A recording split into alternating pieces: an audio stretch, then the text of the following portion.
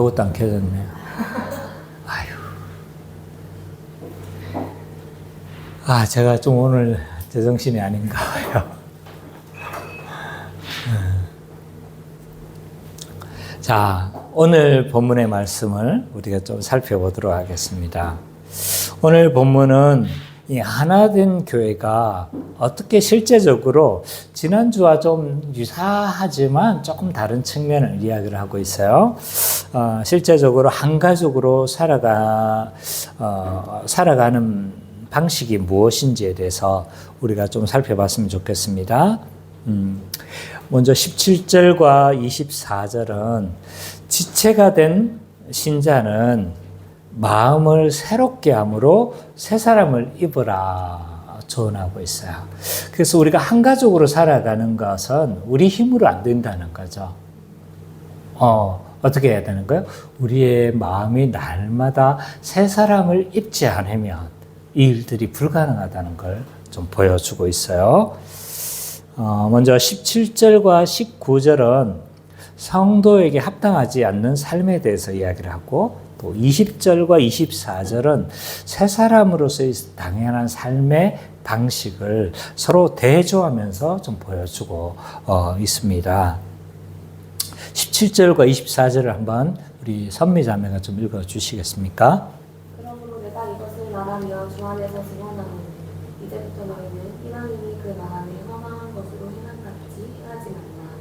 그들의 총명이 어두워지고 그들 가운데 있는 무지함과 그들의 마음이 굳어짐으로 말미암아 하나님의 생명에서 떠나니라. 그들이 감각 없는 자가 되어 자신의 방탕에 방임하여 모든 더러운 것을 욕심으로 행하되 오직 너희는 그리스도를 그같이 배우지 아니하느니라. 진리가 예수 안에 있는 것 같이 너희가 참으로 그에게서 듣고 또한 그 안에서 가르침을 받았을지니 너희는 유혹 욕심을 따라 썩어져가는 모습을 따르는 옛사람을 벗어버리고 오직 너희의 심령이 새롭게 되어 하나님을 따라 의와 진리의 거룩함으로 지으심을 받은 새 사람들이라. 17절과 19절은 성도에게 합당하지 않는 삶, 또 20절에서 24절은 새 사람으로서의 합당한 삶이 서로 좀 대조가 되고 있어요. 먼저 17절과 19절을 먼저 좀 살펴보면요. 성도가 이방인처럼 살아가는 것을 철저하게 경계하고 있어요. 요한일서를 보면요. 성도는 죄 가운데 지속적으로 거할 수 없다라고 이야기를 해요. 그러니까 새 사람이 되어졌기 때문에 죄 가운데 거할 수가 없는 거죠. 그런데 그럼에도 불구하고 우리가 새 사람이 되어졌지만 일시적으로라도 바울은 죄를 범하는 것을 철저히 경계하고 있습니다. 신자는요, 영광스러운 신분과 삶에서 떠나지 않도록 날마다 우리 자신을 경계해야 합니다. 우리는 영화가 아직 완성되지 않았습니다. 이미와 아직을 살기 때문에 불신자처럼 우리는 허망한 것을 쫓아다닐 수 있고 허망한 것으로 우리의 삶을 허비할 수도 있다는 사실을 우리는 명심해야 합니다. 이 바울은요, 이방인의 어떤 삶을 경계를 하고 있냐면 그 마음에 허망한 것으로 행하지 않도록 주의를 하라라고 이야기를 해요. 여기에서 이 마음은 헬라어로 누스예요. 누스. 이것은 감정의 마음이라기보다는 지성의 마음입니다. 지성이 혼탁해진 거예요. 그래서 지성의 허무한 것으로, 그러니까 지성이 허망해져서 허무한 것으로 행한다라고 되어져 있는데, 이것을 무엇을 하고 딱 좀 이렇게 지정할 수는 없지만 우상숭배로 봐도 될 것 같습니다. 그래서 이 마음이 어그러지고 마음이 타락되어져 있으니까 어떻게 하는 거예요? 허무한 것을 행할 수밖에 없다. 그래서 이 헛된 것에 욕망을 기울여서 우상을 담아든 삶을 다시 우리는 또 어떻게 할 수 있는 거예요? 이방인처럼 행할 수 있는 거죠. 또한 이방인은 청명이 어두워지고 마음이 굳어서 하나님의 생명에서 떠났다라고 이야기를 해요. 청명이 어두워졌다는 건 마음이 어두워져서 진리를 인식할 수 없는 상태를 말합니다. 그러니까 당연히 하나님을 떠나겠죠. 근데 그리고 또 이방인들은 어떻게 해요? 감각 없는 자가 되어졌다. 이 감각 없다는 건 우리의 이런 손가락의 감각을 말하는 게 아니겠죠. 이 영혼의 그런 거죠. 양심의 가책을 전혀 느끼지 않는 상태를 말합니다. 근데 그래서 이런 이방인의 삶이 이렇다라고 이야기를 하지만 실제로 우리도 어떻게 될 수 있다는 거예요? 이렇게 일시적으로 또 우리는 좀 빠질 수도 있고 상당히 오랫동안 우리는 허망한 것에 빠져서 또 이방인이 행하던 삶을 우리는 행할 수도 있다는 사실을 명심해야 합니다. 그래서 불신자와 같이 이방인과 같이 방불한 삶을 우리는 살 수도 있는 거죠. 근데 이제 20절과 24절을 보면 신자는 이처럼 이방인처럼 행할 수 없다라고 이야기를 해요. 그 이유가 뭡니까? 그리스도를 배웠기 때문이다. 이 말은요, 이렇게 말을 할 수가 있어요. 십자가를 알면, 그리스도를 알면, 또는 복음을 알면 죄를 지을 수 없다는 거예요. 왜냐하면 십자가의 사건이 곧 무엇을 위한 사건입니까? 죄를 위한 사건인 거잖아요. 죄 문제를 기어이 해결하시기 위한 것이고 이 죄 문제를 그냥 넘기실 수가 없어서 그리스도께서 형벌을 당하신 사건이란 말이에요. 근데 이 사건의 십자가를 알면서 어떻게 너희가 죄 가운데 거할 수 있느냐라고 그렇게 바울은 이야기를 하고 있는 거예요. 그래서 신자는 이처럼 이방인처럼 행할 수 없다. 왜냐? 그리스도를 너희가 배웠기 때문이다. 십자가를 알기 때문이다. 라고 이야기하고 있습니다. 그렇기 때문에 성도는 어떻게 하라고 이야기를 해요? 옛사람을 벗어버리고 심령이 새롭게 되어 새 사람을 입어야 된다. 라고 말을 하는 거예요. 심령이라고 되어져 있지만 앞에는 이방인이 마음이 어둡게 되어졌다. 여기에 사용된 헬라어가 누스인데요. 여기서 심령이라고 표현된 헬라어도 누스예요. 그러니까 동일한 단어인 거예요. 마음이 새로워져야 된다는 거예요. 마음이.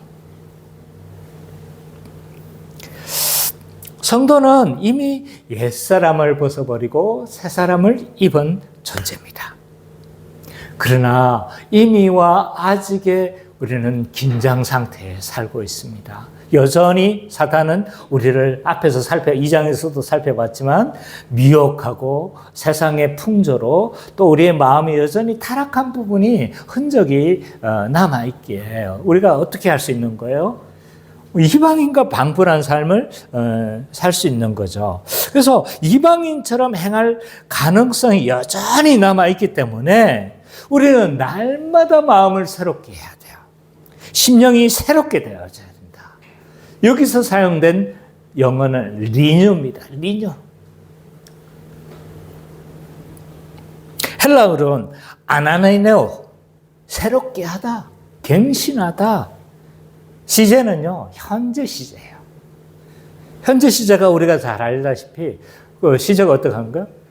현재도 계속 지속되고 있는 상태인 거예요. 그래서 심령이 새롭게 되는 건요, 한번 과거에 한번 팍 은혜 받고 이게 아닌 거예요. 우리의 마음은 어떻게 해야 되는 거예요? 날마다 새롭게 하지 않으면 우리의 마음이 썩어버려요. 그러니까 이방인의 허망한 것으로 행하듯이 하고 마음이 양심이 추운 것처럼 그렇게 행동하기도 하고 막 그렇게 하는 거죠. 말씀은요, 창조의 역사가 있습니다. 말씀으로 우리를 마음을 새롭게 해야 되는데 말씀으로 하나님이 천지를 창조하셨잖아요. 그죠? 말씀이신 그 예수님이 오셔서 우리의 마음을, 우리의 영혼들을 새 창조를 하셨어요. 그 말씀은 오늘도 살아 역사하셔서 여러분들의 마음들을 새롭게 하시고 여러분들의 마음을 다시 한번 새롭게 하는 거죠. 그래서 우리의 마음이 타락하지 않는 겁니다. 그래서 우리가 말씀과 조금만 멀어지면 어떻게 됩니까? 마음이 부패하는 거예요. 부패. 그래서 은혜의 수단을 계속적으로 우리가 활용함으로 우리의 마음을 새롭게 하지 않으면요, 금방 부패해서 어느 동안 금방 이방인과 동일한 방불한 삶을 살 수 있는 거죠. 제 부끄러운 과거 이야기지만 제가 사역을 잠시 쉰 적이 있어요. 전도사 아닙니까? 그죠? 그러면 그 정도 되면 그래도 믿음이 없던 사람은 아니잖아요. 근데 한 3개월 공백이 있어서 주변 교회를 나갔어요. 그래서 이제 주일날 이렇게 예배를 이제 나가서 예배를 드리다가 한 3개월 나 혼자 신앙생활 하니까 어떤 마음이 드냐면 주일날 아침에 나가기가 싫은 거예요. 목사가 그래요. 목사가 누군가가 나를 붙잡아 주지 않고 누군가가 나를 막 하지 않고 내 스스로 마음을 새롭게 하지 않으면 어떻게 됩니까? 얼마든지 타락할 수 있는 거예요. 그러니까 우리의 마음을 우리 스스로가 잘 알고 관리를 하고 또 방치하지 않도록 어떻게 해야 되는 겁니까? 방치하면 안 되는 거예요. 그래서 은혜에 자꾸 노출될 수 있도록 해야 되는 거죠. 근데 이것이 있잖아요. 개인적으로 하는 차원이 아닌 거예요. 교회적 차원으로 지금 이걸 이야기를. 교회적 차원으로 우리가 마음이 어떻게 해야 되는 거예요? 새롭게 되어져야 된다. 그래서 교회 전체가 은혜의 수단을 통해서 마음을 새롭게 해야 된다.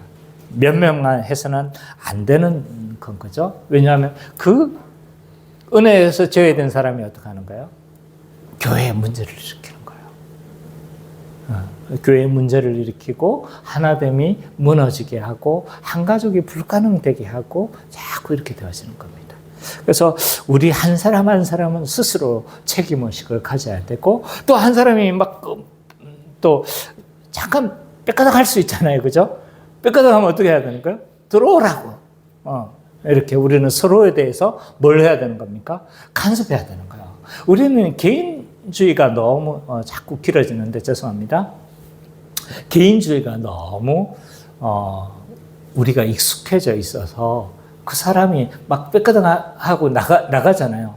그러면 이게 끌어당기는 게 굉장히 에너지를 들여져요.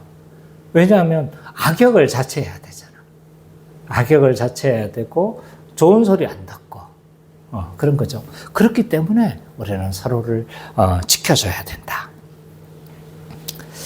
그러면서 15절과 32절은 또한 지체가 된 신자는 적극적으로 지체에 합당한 삶을 제시를 하고 있습니다. 15절과 32절을 우리 예지 자매가 좀 읽어주십시오. 그런즉 거짓을 버리고 각각 그 이웃과 더불어 섬긴 것은 많아라. 이는 우리가 서로 지체가 되니라. 돈을 내어도 죄를 짓지 말며 해가 지도록 돈을 끊지 말고 마귀에게 편을 주지 말라. 25절부터죠. 25절부터 32절입니다. 죄송합니다. 자는 다시 도둑질하지 말고 돌이켜 가난한 자에게 구제할 수 있도록 자기 손으로 수고하여 선한 일을 하라. 모두 더러운 말은 너희 입 밖에도 내지 말고 오직 덕을 세우는데 소용되는 대로 선한 말을 하여 듣는 자들에게 은혜를 끼치게 하라. 하나님의 성령을 빈심하게 하지 말라. 그 안에서 너희가 구원의 날까지 지식을 받았느니라. 너희는 모든 악독한 마음과 분냄과 또는 것과 비관하는 것은 모든 악으로 함께 버리고 서로 친절하게 하며 불쌍히 여기며 서로 용서하기 전에 하나님이 그리스도 안에서 너희를 용서하신 것 같이 하라. 네. 25절과 32절을 보면 지체가 된 신자는 적극적으로 한 가족으로서 합당한 삶이 무엇인지를 이제 서로 대조하면서 제시를 하고 있습니다. 우리가 앞에서 4장에 했던 내용들을 다시 한번 좀 정리를 해볼 필요가 있어요. 이 하나님의 한 가족이 되고 한 몸, 한 세 사람이 된 교회는 하나가 되어졌는데 1절과 6절에서는요, 하나됨을 힘써 지켜야 된다. 근데 그러기 위해서는 네 가지 태도가 필요하다. 라는 걸 이제 1절과 6절에서 살펴봤어요. 7절과 16절에서는 하나가 되는 것은 무엇으로의 하나됨이냐라고 했었을 때 진리로 아는 것과 믿는 것의 하나됨이다. 근데 이것을 누구를 통해서 가능하다는 거예요? 교회에 주신 직분자들을 통해서, 그리고 또 우리가 은사를 서로 활용함으로 이것이 이제 좀 가능하게 됨을 보여주고 있죠. 그러면서 17절과 24절은요, 한 몸, 한 가족으로 살아가기 위해서는 날마다 심령이 새롭게 되어져야 된다는 거예요. 그러지 않으면 우리 힘으로 이 일들은 안 된다는 거죠. 심령이 새롭게 되어져야 된다. 그러면서 25절과 29절에서는 이 한 몸 된 지체로서 살아가는 이런 삶의 원리라고 해야 될까요? 거기에 대해서 이제 좀 이야기를 하고 있는 거죠.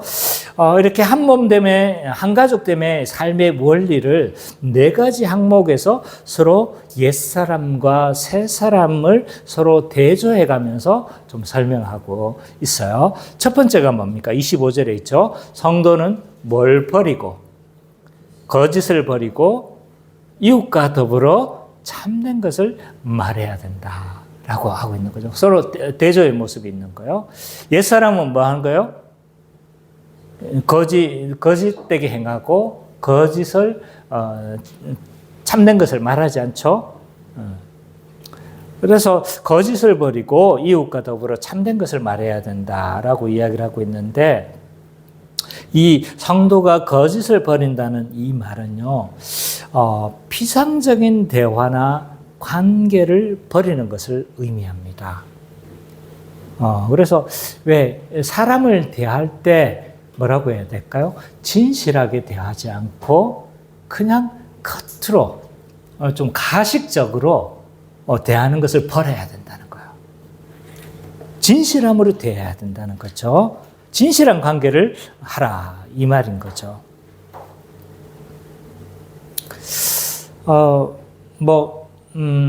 고든 맥도날드, 옛날 에베소서에서도 제가 이 부분을 이야기를 했는데, 고든 맥도날드의 마음과 마음이 이어질 때라는 이 책을 봐보면요, 4단계의 관계의 형태가 있다고 이야기를 합니다. 1단계는 상투적인 표현의 단계인 거죠. 그러니까 서로 만나면 어떡합니까? 안녕하세요. 반갑습니다. 이 이상을 넘어가지 않는 거죠. 2단계는요, 사실과 보고의 단계가 있다는 거예요. 사람과의 관계가. 그래서 사실과 보고하고 직장 상사와의 관계가 이런 게 많죠. 그죠? 그러니까, 물으면, 이랬습니다. 저랬습니다. 그리고 이렇게 처리했습니다. 저렇게 했습니다. 말하지만 마음의 상태까지는 나누지 않는 이런 관계인 거죠. 3단계는요, 여기에서 자기의 생각까지 더 나누는 단계입니다. 의견과 판단의 단계라고 하는데, 뭐냐면 이제 자신의 생각, 거기에 사실과 보고를 넘어서서 자신의 생각들까지도 말하는 단계. 마지막 4단계가 이 감정과 직관의 단계다라고 하는데, 마음을 나누는 거죠. 그러니까 지금 현재의 고민, 지금 현재의 어려움들, 지금 현재 자신의 생각들, 이런 것들을 나누는 단계, 마음의 사람과의 관계의 단계가 있다는 거예요. 근데 이제 우리가 이 성도는 거짓을 버리고라고 했었을 때, 거짓된 행동은 1단계, 2단계 정도까지 되겠죠. 그죠?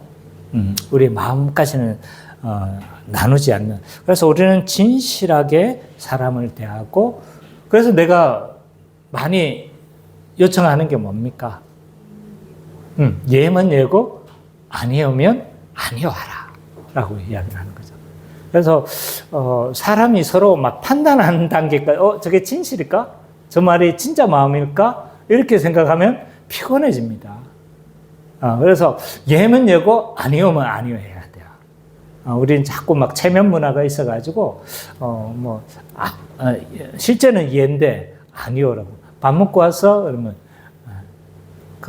네, 안 먹고 왔는데 지금 배고픈데 네, 그러면 안 된다는 거예요. 선미자매는 이 이야기를 하도 해가지고 제가 이거 복숭아 가져갈래요? 아니요 하면 전 더 이상 권하지 않습니다.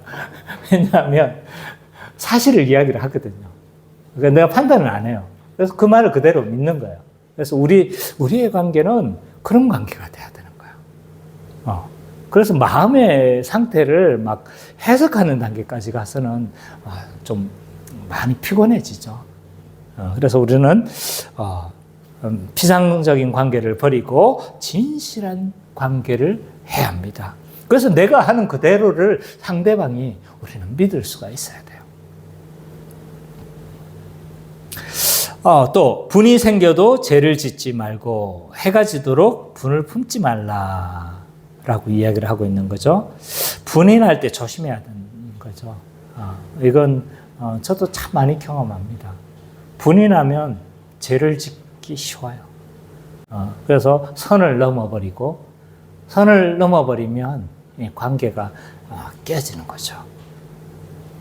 그래서 이 마귀가 틈을 타기가 쉬운 거예요. 그 분이 날 때. 그래서 이것을 조심하라라고 이야기를 하고 있죠. 28절에 보니까 도둑질하지 말고 돌이켜 가난한 자에게 구제할 수 있도록 자기 손으로 수고하라라고 이야기를 해요. 예, 도둑질하지 말고라고 되어 있으니까 우리가 물건 훔치는 건가 보다 생각하는 거예요. 여기서 도둑질하지 말고는 뭐라고 했습니까? 네, 도둑질하지 말라는 건 DBS 했잖아요. 네.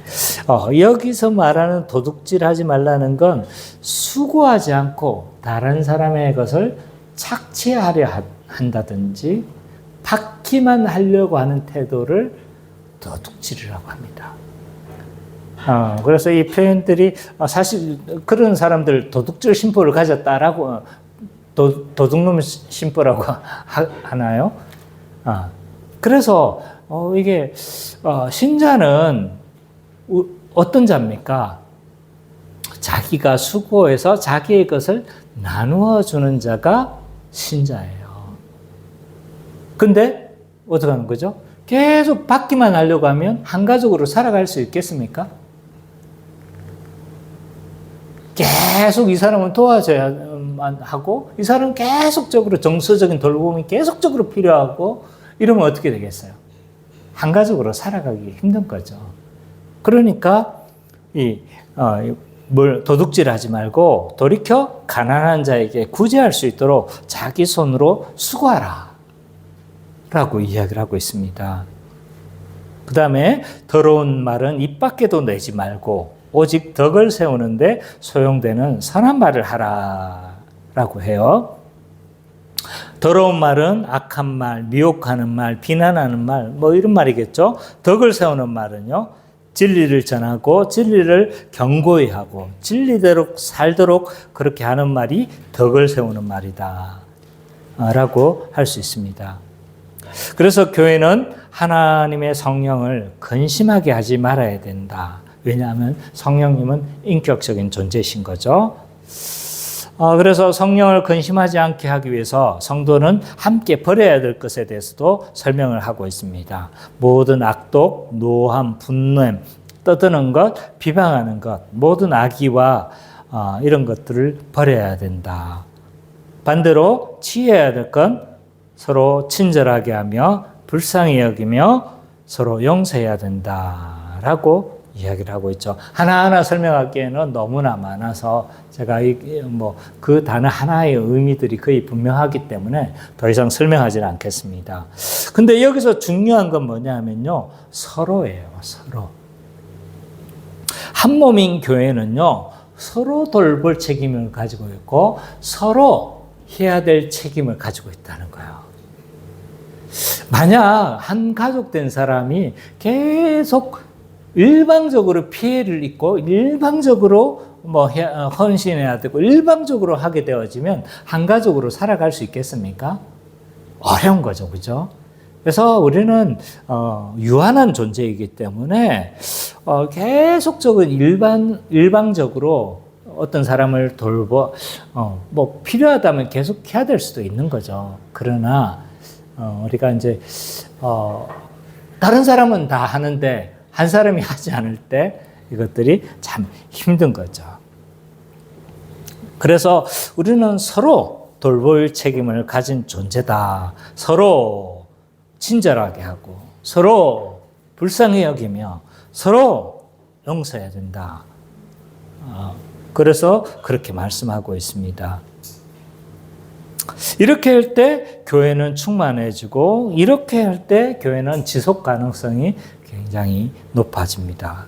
그래서 17절과 32절은요. 이렇게 정리할 수가 있습니다. 바울은 성도가 지체이기에 날마다 심령이 새롭게 되어 지체로서 합당한 삶을 살아야 한다. 라고 정리를 할 수 있을 것 같습니다. 그러면 오늘 이 말씀이 오늘 우리에게 적용될 수 있는지에 대해서 두 가지만 좀 살펴보도록 하겠습니다.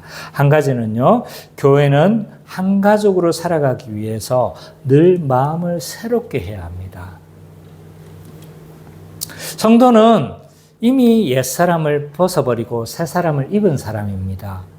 그렇지만 이미와 아직의 긴장 상태를 살아가고 있기 때문에 이방인처럼 살아갈 수 있는 이런 가능성이 여전히 존재합니다.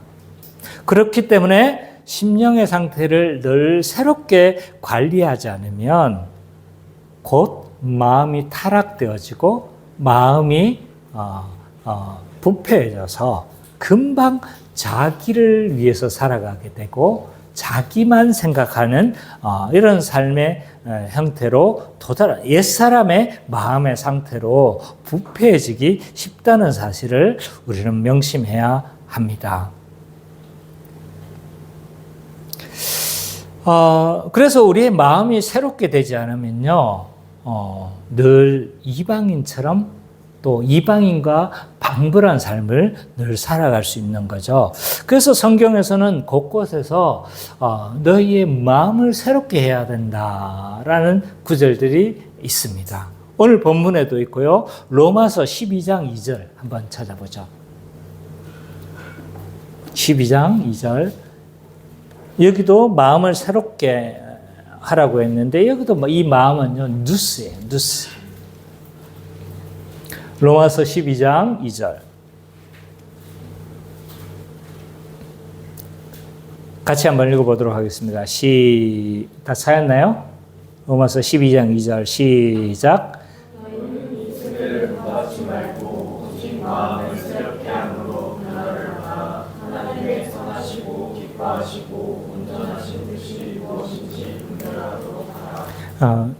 따라서 성도는요, 마음을 새롭게 하지 않으면 이방인처럼 허망해질 수 있다는 것을 우리는 명심하고 마음을 늘 새롭게 해야 합니다. 그래서 21절에 보니까 너희는 마음을 새롭게 하라 라고 이야기를 하고 있는 거죠. 아까 그 이방인이 허망한 것을 하는 것도 마음이 부패해졌기 때문이거든요. 그래서 이방인도 허망해지는 것도 마음의 문제고 신자가 마음이 새롭게 되어지는 것도 우리가 새 사람의 삶을 살아가는 것도 마음의 문제인 거예요. 그래서 너희는 그 잠언 어디에 있나요? 마음을 이 구절 이 구절을 제가 갑자기 생각이 나가지고 다음에 생각나면 이야기하도록 하겠습니다. 그래서 마음을 우리는 늘 새롭게 해야 되는 거죠.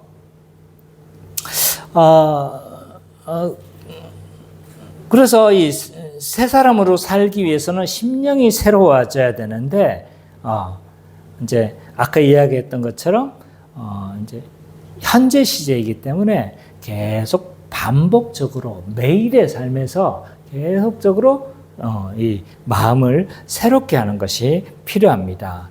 그러면 어떻게 날마다 마음을 새롭게 할 수 있는 것인가, 새롭게 할 수 있나라고 했었을 때 복음에 대한 지식을요, 뭐 하는 거예요? 이게 마음을 새롭게 하라는 게 뭐였어요?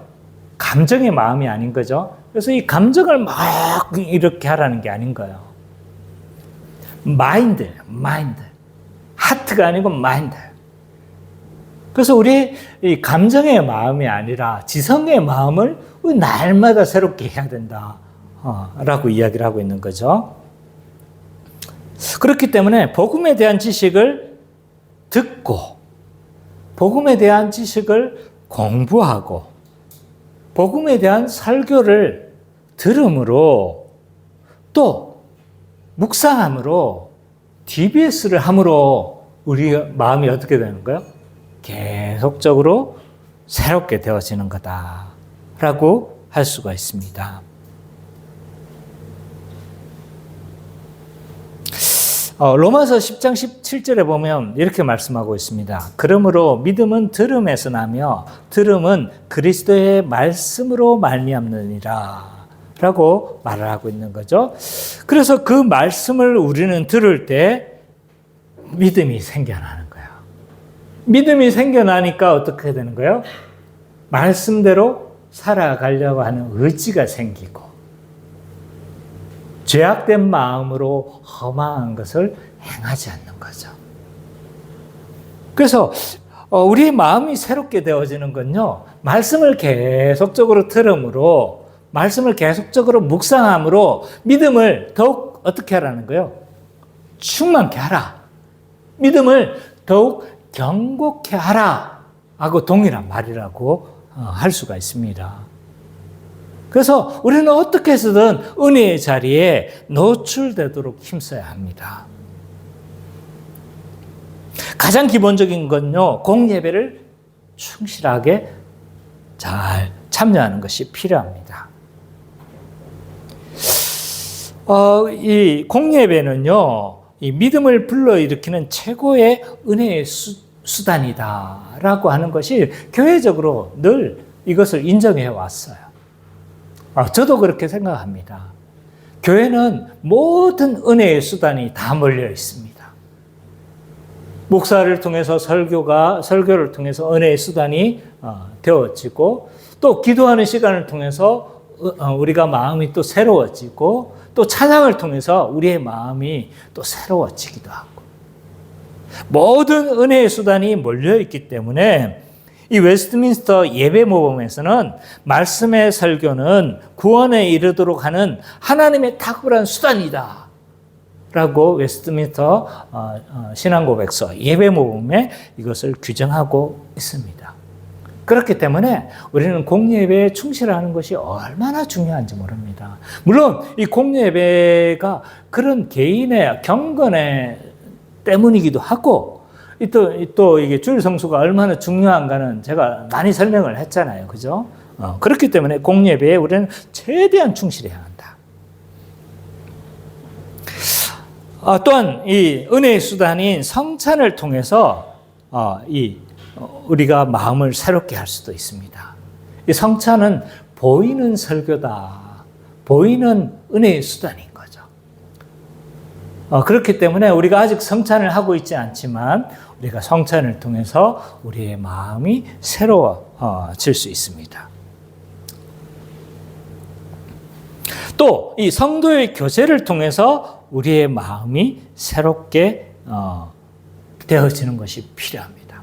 그래서 성도의 교제가 우리가 막 가서 이야기하고 막 이런 것이 아니라고 했죠. 성도의 교제는 말씀의 나눔인 거예요. 말씀의 나눔. 그래서 우리는 의도적으로 교제를 할 때 말씀의 나눔이 필요합니다. 막 지금 어느 땅값이 싸졌더라, 어디 투자해야 된다, 또 어디 직업이 유망하다, 어느 학교로 가야 된다, 할 수는 있어요. 할 수는 있지만, 이런 것으로 우리의 모든 시간을 때워서는 안 되는 거죠. 그래서 우리는 어떻게 해야 되는가요? 모일 때마다 의도적으로 말씀 나눔이 필요하고, 제가 그래서 가끔씩 오늘 말씀 어땠어? 선미자매한테 차 태워주면서 오늘 말씀 어땠어요? 좋았는데요. 여전히 좋았는데요. 구체적으로 그러면 저도 할 말은 없어요. 그래 이제 말씀 나눔 해보자는 건데, 그래서 이게 참 우리가 생각보다 어려워요. 정말 같은 신학, 같은 여러 생각을 가지고 있어도요, 말씀 나누는 게 참 어렵습니다. 그래서 우리 목사님들끼리 모이면 무슨 이야기 하는지 아세요? 물론 성경 토론도 하죠. 성경 토론 하는데 이게 생각보다 말씀 나눔이 잘 안 되는 거예요. 그래서 정말 마음에 맞는 분들이 몇 분 계세요.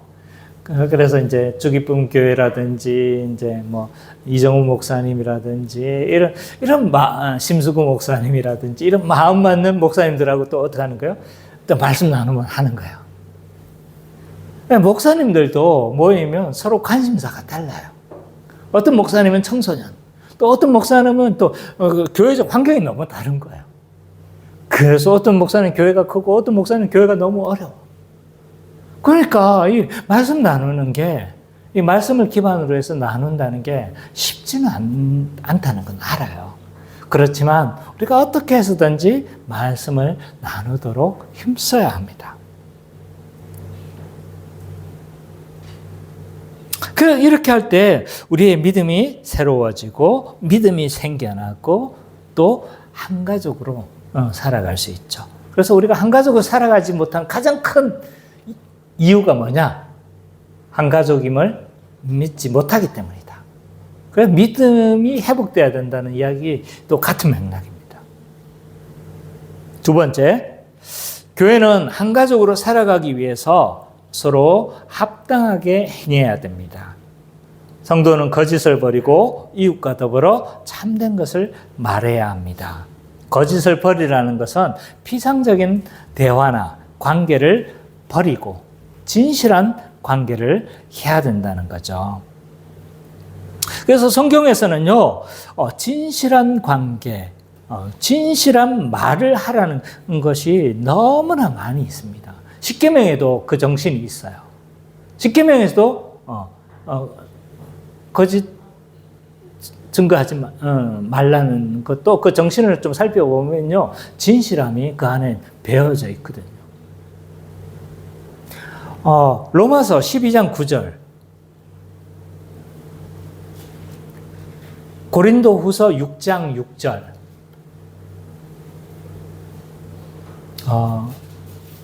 혜원자매가 로마서 12장 9절을 좀 찾아주시고요.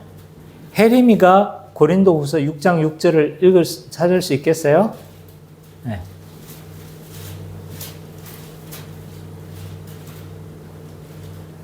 사랑에는 거짓이 없나니 악을 미워하고 선을 sup하라.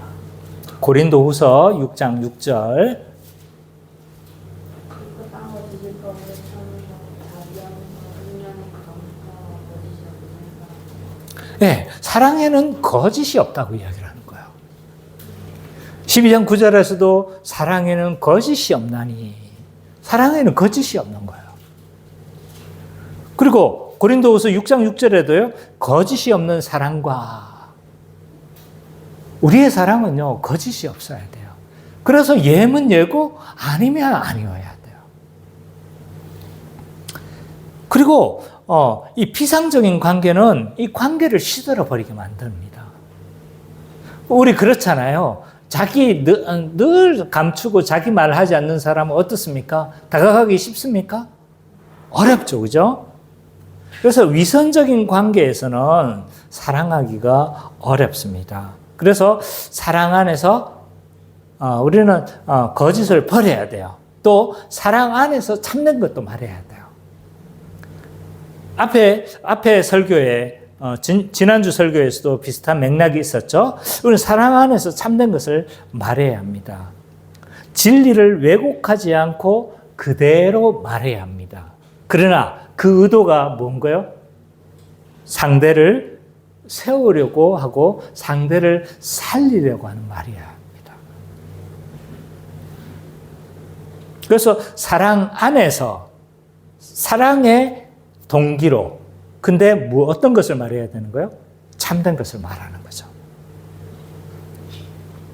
또 분이 생겨도 죄를 짓지 말고 해가 지도록 분을 품지 말라. 한 몸으로 살아가다 보면요, 빡치고 배신감이 일어날 때가 너무 많습니다. 우리 가족도 그렇잖아요. 누구한테 제일 빡칩니까? 누구한테 제일 빡쳐요? 가족한테 빡치잖아요, 제일, 그죠? 그래서 살아가다 보면 그렇거든요. 정말 믿었던 관계인데, 정말 믿고 나를 다 오픈하고 다 했는데, 근데 내 이야기를 너무나 나의 흠이 있는 이런 이야기들을 너무 다른 사람에게 쉽게 말한다든지, 나에 대해서 우습게 말한다든지, 또 내가 좀 감추었으면 하는 것들을 유출시킨다든지,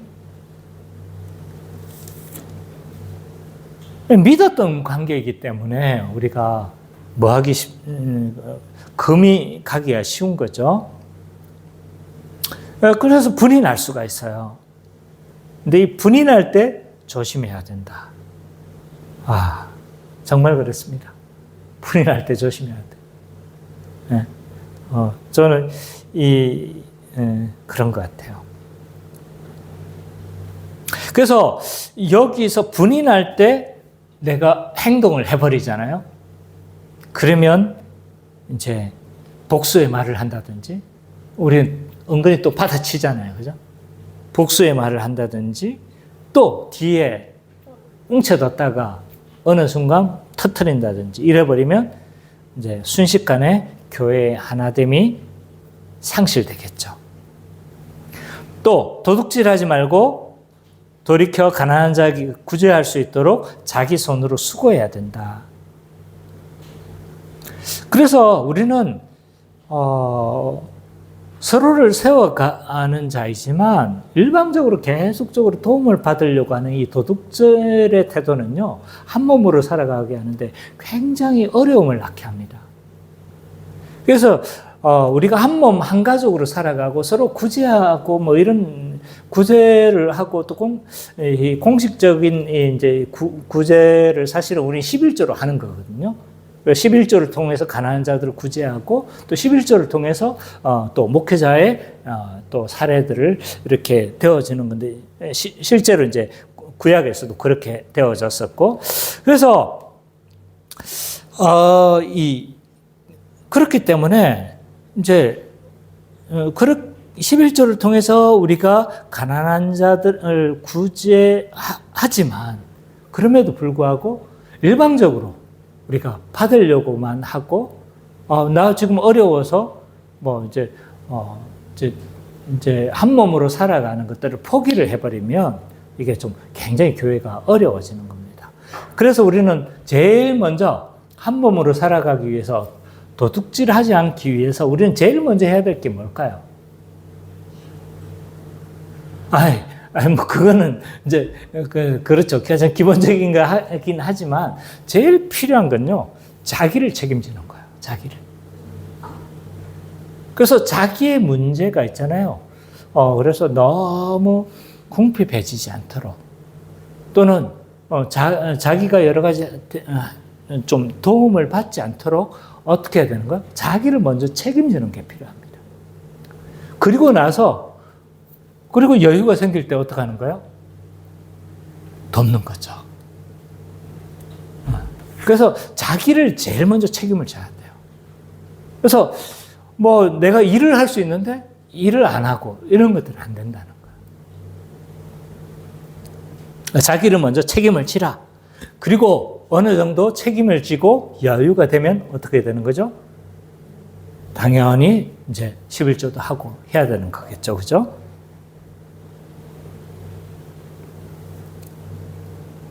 그 다음에 더러운 말은 입 밖에도 내지 말고 오직 덕을 세우는데 소용되는 선한 말을 하라. 교회의 모든 문제는요, 말에서 시작됩니다. 말에서 상처받고, 말에서 하나됨이 깨지고, 말에서 모든 것이 출발한다. 그렇기 때문에 우리는 이 모든 이 말에 있어서 굉장히 좀 주의해야 하고, 또 이 말이 얼마나 중요한 거냐면 이 말이 우리의 경건이다. 야고보서에 나오는 말씀이에요. 그래서 우리의 영적 상태이며 말이 우리의 경건의 상태입니다. 그렇기 때문에 이 말을 신중하게 사용하고 말을 함부로 말하지 말아야 합니다. 특히 기질적으로 우리가 말을 실수를 하는 사람들이 많이 있어요. 그런 사람이라면 어떻게 해야 되는 거죠? 정말 이 말을 훈련시킬 수 있도록 뼈를 깎는 노력을 해야 돼요. 나는 이래. 물론 실수하면 우리가 받아줘야 되겠죠. 근데 그것을 당연한 것으로 여기고 안하무인적으로 말을 함부로 해서는 안 돼요. 말을 실수를 했다라면 본인에게 이야기를 하고 본인은 그런 실수를 했다라면 미안해해야 합니다. 이것이 이제 신자로서의 합당한 태도인 거죠. 그래서 내가 말의 실수가 많다. 그러면 말을 실수하지 않도록 하기 위해서 매일의 경건에 2배로 하세요. 2배로. 그러지 않으면 말로 실수하기가 굉장히 쉽습니다. 그러므로 신자는 서로 이 모든 것들을 서로 친절하게 하고 서로 불쌍히 여기고 서로 용서해야 합니다. 그래서 이 서로의 원리를 우리는 좀 잊어버리지 않았으면 좋겠어요. 그래서 어느 누구도 일방적으로 죽을 때까지 헌신할 수는 없다. 그렇게 우리가 서로 우리가 해야 되는 원리임을 알고 우리가 서로 친절하게 하고 서로 불쌍히 여기고 서로 용서하며 살아가는 그래서 우리가 말씀으로 새롭게 되어져서 한 가족으로 합당한 이러한 삶을 서로 행하며 살아가는 우리 기쁨의 교회 모든 성도님들 되시기를 간절히 축원합니다.